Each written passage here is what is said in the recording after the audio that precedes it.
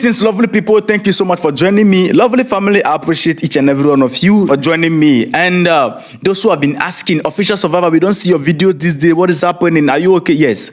I've not been feeling too well lately, so I took some few days off to concentrate on my health and rest a little bit. So we are back like never before, you understand? So, lovely family, today we are going to dive into a beautiful and historic moment between the Burkina Faso's new ambassador to the United States and the president of the United States, Donald Trump. Donald Trump is politely asking to mine Burkina Faso's resources. Let's get there. You understand?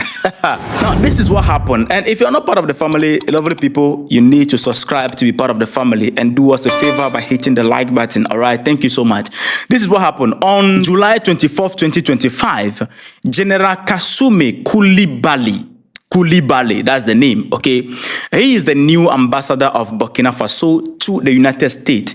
So he went there and, as the normal culture, he officially presented his credentials to the President Donald Trump in a ceremony at the White House. In presenting the credentials to the president during the ceremony, the ambassador Koulibaly said something. He said, and I quote, let me quote part of his word and then we get down. He said, Burkina Faso and the U.S. enjoy strong relations, even though Burkina Faso continue to face serious security crises. He highlighted this at the White House that this crisis is not limited to only Burkina Faso, but also affects wider alliance of Sahel states, which include Mali, Niger, and Burkina Faso. And amazingly, he pointed out the new direction of Burkina Faso under Traoré to the president of the United States. Before I tell you detail about that, lovely people, you know that Donald Trump, honestly speaking, Donald Trump is being misled by his cabinet members all the time. When we watch him speak and all that, he's being misled. Even the case of South Africa, he presented fake evidence showing something that was happening in DRC as a situation happening in South Africa, which is not true. So clearly, this platform is even credible than the Oval Office, honestly speaking, because the man is being fed with lies all the time. He's just sitting there and people will come and tell him this and this and this, and then he take it, and then that's all. Most of the time, Donald Trump is getting it wrong. And the reason why the ambassador said these things that I'm about to tell you right now is because recently, General Lanley made some comment and United States, everybody believe it. And Donald Trump also have a different perspective of Burkina Faso because he's not doing any research about it. He has not gone to the ground to see what is happening. He's feeding on things that his cabinet members and media houses are telling him about Burkina Faso. That is where he is looking at. So the ambassador need to let him understand what is happening in Burkina Faso. So the news now move from Burkina Faso, not through the media houses to Donald Trump, but through the ambassador. So the ambassador said and credited Captain Ibrahim Traoré's efforts of changing the direction of the country's security effort. He told Donald Trump point blank that right now, as we are speaking, thousands of eternally displaced people, which they know about, that people have been displaced in Burkina Faso, these people are returning home. He went further to say that the government of Burkina Faso is building a stronger, more sovereign and self-reliant nation, adding to it that Burkina Faso is depending on its own people and resources, while also welcoming partnership based on equality and mutual trust. Straightforward. So after explaining the details of what is happening in Burkina Faso under Captain Ibrahim Traoré, because he understood that the man is being fed with lies all the time. So after explaining these things, the details, how Burkina Faso is moving from lower to higher, making sovereign decisions and all that, putting all those things across, now Donald Trump responded. Lovely people, if you're enjoying this, you need to hit the like button and support us. You understand? If you're not part of the family, you need to subscribe. Now, before we go down into Trump response, we must understand that this isn't just handshake at the White House. This is a signal that the new Burkina Faso under Captain Ibrahim Traoré is engaging the world on its own terms. And I was surprised because this man in question, Koulibaly, he officially assumed his role as Burkina Faso's top diplomat in Washington, D.C. just now. And in his speech, he didn't come begging. he came with clarity, telling the president to the face that Burkina Faso is building a secure, sovereign, and resilient state, relying on its own resources and partnership built on equality.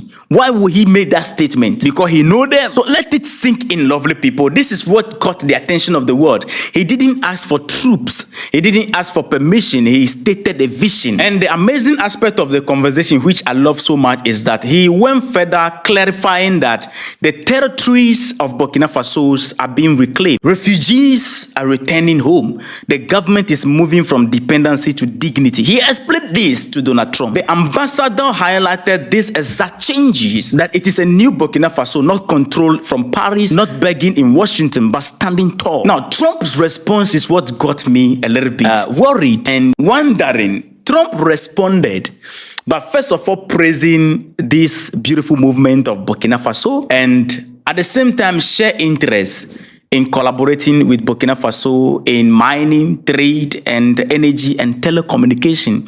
The mining aspect there, he highlighted it very well.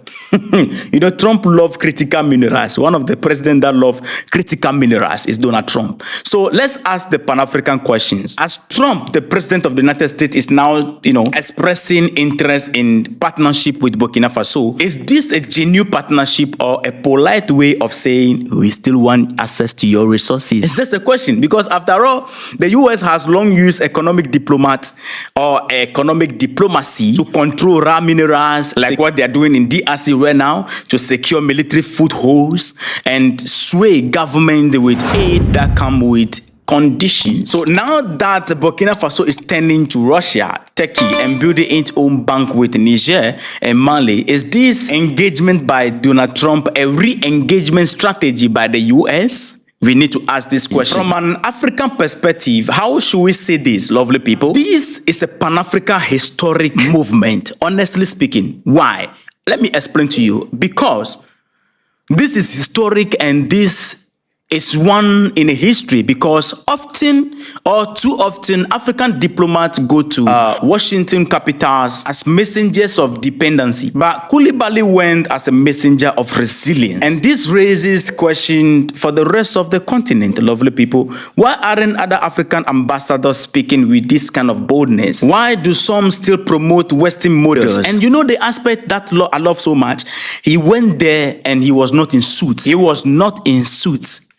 Honestly speaking, look at the dress he's wearing. He is standing there at the White House as an African. He's identifying himself as a man from Africa, from the heart of West Africa. He did not go there promoting Western models like the rest of African ambassadors to the United States. No, he went there representing Africa. There is one thing I always repeat on this platform, and I'll say it again, that this platform is not an anti-West platform. No. Because Pan-Africanism is not anti-West or anti-East. It is pro-African dignity. It's demand for equal partnership, not charity. What Coulibaly said to the United States reflects a post-colonial mindset shift. He's telling the president that, well, we welcome strategic relationship, but on our own terms. You must understand that Burkina Faso is doing three things. Three powerful things, if I should put it right. The first one is Burkina Faso is reclaiming its security without begging for foreign bases. Number two, Burkina Faso is rebuilding its economy with the BCID AES. Those of you who don't know about it, you can check my previous video. Burkina Faso is protecting its resources with gold processing facilities. Burkina Faso is reframing diplomacy by leading with confidence, not crisis. So again, ask yourself, lovely people,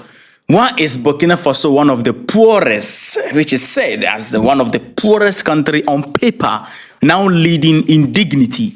What excuses do richer, stable African nations, what excuses do they have? This event between the president of the United States, Donald Trump, and the ambassador of Burkina Faso to the United States, it may seem small, but it reflects a continental turning point where an African ambassador now goes to Washington not to request for help, but to declare resilience. This is the new Africa we must build, rooted in truth, driven by unity, anchored in sovereignty. And as we are watching this development unfold, lovely people, let us remember that every handshake on the global stage is political. Every speech is a declaration of either freedom or submission Today, Burkina Faso chose freedom. If you believe this movement, you enjoy this movement, and you are happy about this movement, you want more of this movement, lovely people, you need to like this video. And if you believe Africa deserves equal respect, you need to share it to spread this message of Pan-African strength. And you must subscribe for bold, unapologetic analysis. This is Pan-African Lens, where we don't just tell the story, we reclaim the narrative.